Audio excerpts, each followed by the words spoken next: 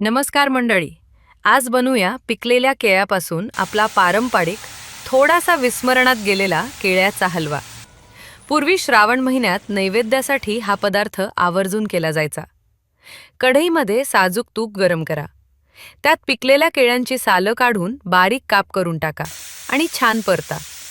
आता त्यात ओलं खोबरं घालून पुन्हा परतून घ्या. त्यानंतर साखर आणि दूध मिश्रित साय घालून मिश्रण सतत हलवत छान घट्ट होईपर्यंत शिजवा. तुमच्या आवडीनुसार यात सुका मेवा सुद्धा घालू शकता.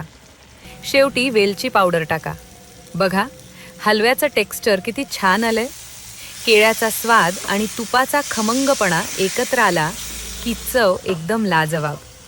अचानक पाहुणे आले तरी हा पदार्थ झटपट बनवता येतो.